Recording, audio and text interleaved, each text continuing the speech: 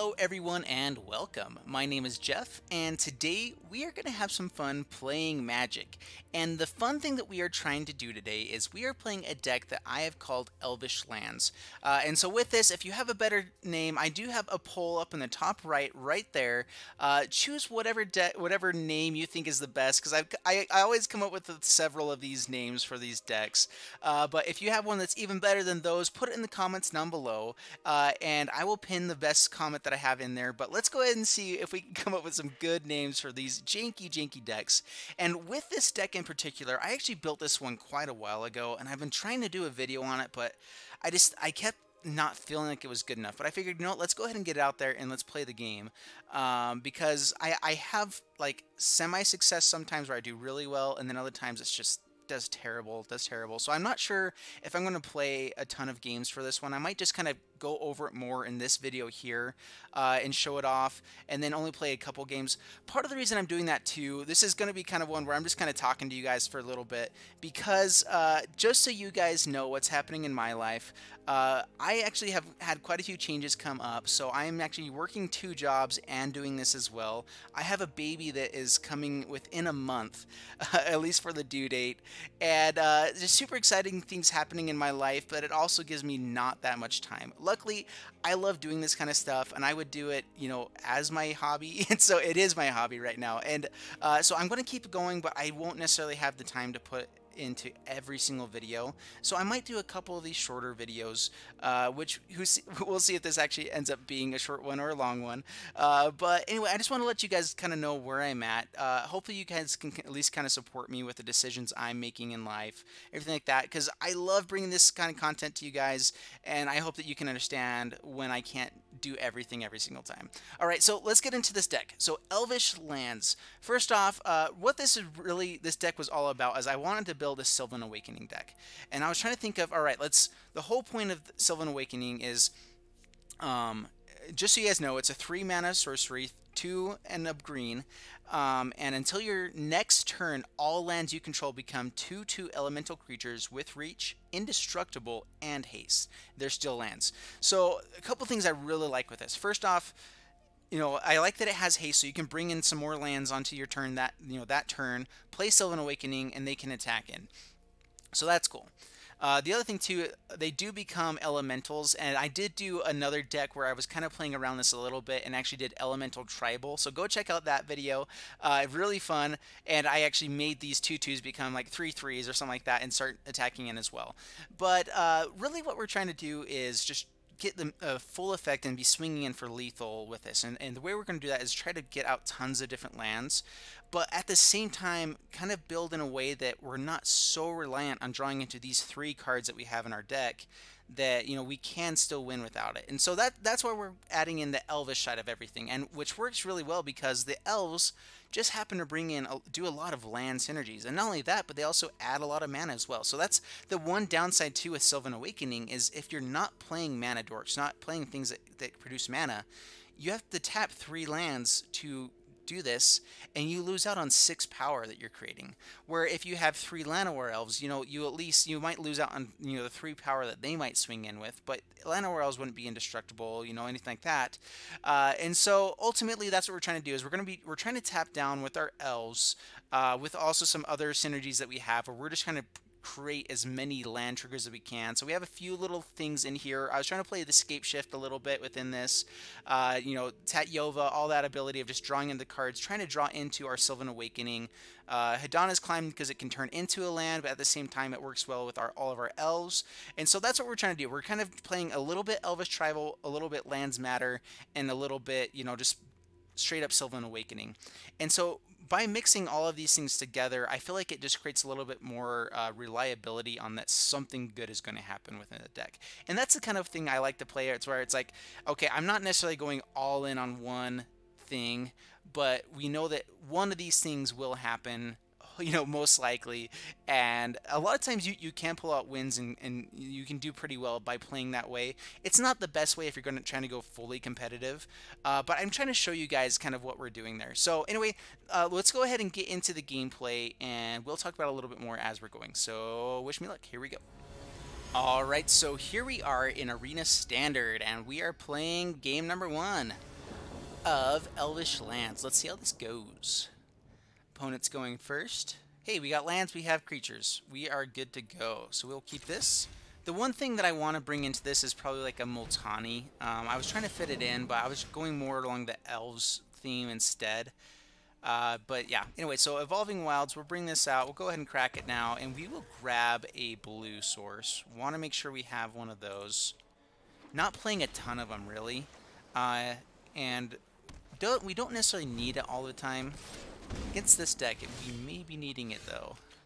Alright, so we're going to play Forest, and we're going to go ahead with Servant of the Conduit.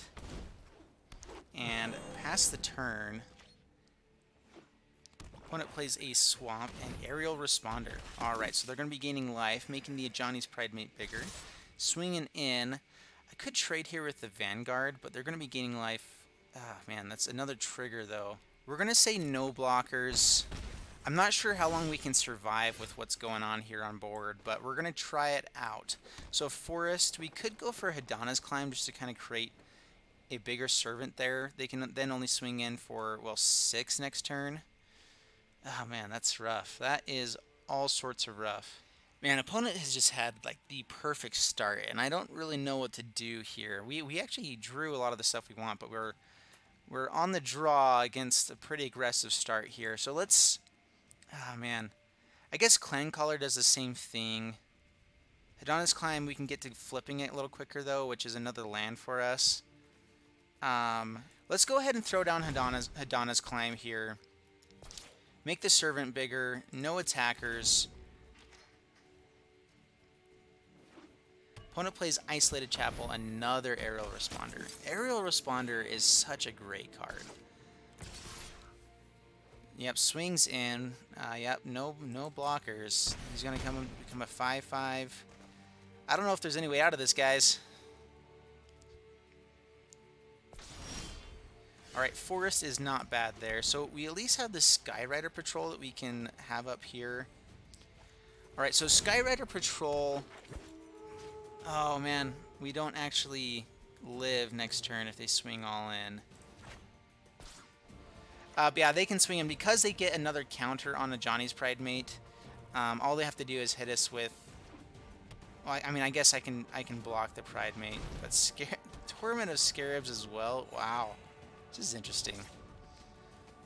But yeah, we're in all sorts of trouble. All right, they actually passed the turn. We will go ahead and discard a card. And I think that we have to go away from the lands side of things. Oh, man. Gaining life wouldn't be bad, though. But yeah, I think we have to go away from Grow from the Ashes. So we could play Rashmi and try to go for everything, but really all they have to do is just be swinging in here. Alright, Elvish Clancaller, go. Llanowar Elves, go. Oh, it was Hadana's Climb that I got last time. Alright, so... Skyrider Patrol, let's see here. So, let's put it on the Servant of the Conduit. Oh, and I could pay to put another counter, but let's go ahead and decline that this turn. We want to keep him as a blocker. Say no attackers, and so now we can block the Pridemate and kill it if need be. We'll probably still just block with the Llanowar Elves, though. Lone and Vanguard. Man, Torment of Scarabs is such a good card. I kind of like it in this type of a deck where they're just going a bit aggressive and have it kind of as a finisher. Man, that's not bad at all. The nice thing is that we can go on the plan of just getting Clancallers over and over again. So we will let this resolve. We will discard a card. And I think we discard Tatyova. Even though it's a way to gain life, draw cards, which could help with that synergy, I guess. But, yeah, I don't know. Okay, we draw. I guess that could have been good. We will play Rashmi. We will play Woodland Streams. We will put a counter. So we could just keep putting counters, or we can flip Hadana's Climb here. Which gives us more mana. And gives us a way that we can kind of finish out the game. As well as a way that we could block for sure with a bigger creature. Let's go ahead and flip Hadana's Climb here.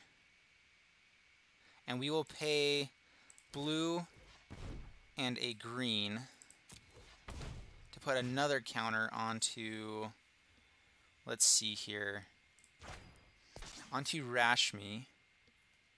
And it also gains flying this turn. But we will say no attackers. And so now next turn we can just start, you know, looking for more Clancallers. Making everything bigger. Luckily, opponent's really not drawing into too much, although their Torment of Scarabs is going to get pretty scary here. So opponent's trying to decide how they're going to attack here. They know that they can get us with Torment of Scarabs here a little bit, so we will go ahead and take out the Sejani's Pridemate. That's our biggest issue. Take out an Aerial Responder. So 3 blockers. Let's see if they have a trigger here to help it out, but it looks like they're going to kill the Rashmi. Bring us down to 6. We are going to... We will lose 3 life this time, draw a card, and I don't think that we play anything out, especially if it's a land. No playing. So we could start swinging in a little bit with the Servant of the Conduit, make it a 12-12, and go swinging in. Or we can go looking for our Clancallers, which might help ultimately with the Scarab God. So let's go ahead and, we're going to go ahead and put this on the Servant of the Conduit. Go to combat. We are going to pay here.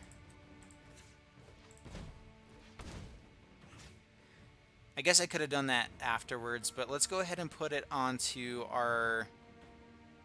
Let's put it on to the Clancaller. Swing in with the Servant of the Conduit. Bring him down to 19, and I guess I should have put the counter on here. That could have given us a lot more damage. Yeah, I played that wrong. I was trying to just play the best way possible altogether, but I'm not sure that was it. Alright, so it has another Johnny's Pridemate. Alright, so we are going to go ahead, let this resolve. We will discard a card, discard our Hinterland Harbor, draw another land, so we are fine holding on to it for the next time. Alright, we are going to go to combat. Let this resolve first. We are going to tap blue and green, put it on the Servant of the Conduit, let him fly, use this on the Servant of the Conduit, swing in for 14 damage. And I mean, we're kind of dead to a removal spell. Really, it's going to block here. We are fine with that. We are totally fine with that. And we will pass the turn. Another Leonin Vanguard. So this is Johnny's Pridemate. It's going to get pretty big. Goes up to be a 6-6.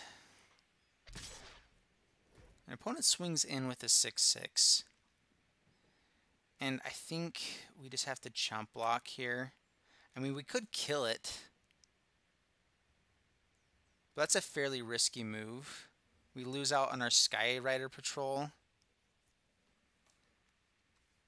But we still have the Clancaller.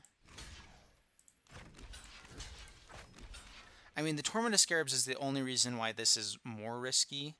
But we could kill it here. They could have something, though. Did they already have a Take Vengeance or something? Let's just go with the 2 blockers. Yeah. Yeah, we'll kill the Skyrider Patrol. We'll die. We'll take care of another of their threats. We'll let this resolve. Discard a card. Draw. Another land. All of the lands. And now are we really safe swinging in here? Let's go ahead and just go to combat. Attack with the Servant of the Conduit. We can still be doing some damage and leave up to 6 mana for looking for more Clancallers. So, go to damage, take care of one of their bodies. Good, good, good. Pass the turn. And now we can do this on their end step or if they attack in. So they go to combat, attack. Alright, pass to my turn. Let's go ahead and Use a Clancaller, find a Clancaller, bring him out, go to my turn. This will resolve. We will discard a forest. We will draw. And opponent skips it up. All right. So we played the long game and totally paid off for us. I mean, I think if opponent had found removal during any of those turns, obviously it would have been pretty hard for us. But we played it out and it worked for us. Woo! All right. All right. So there you guys have it with Elvish lands. And I know we didn't really get to see too much of the land side of it.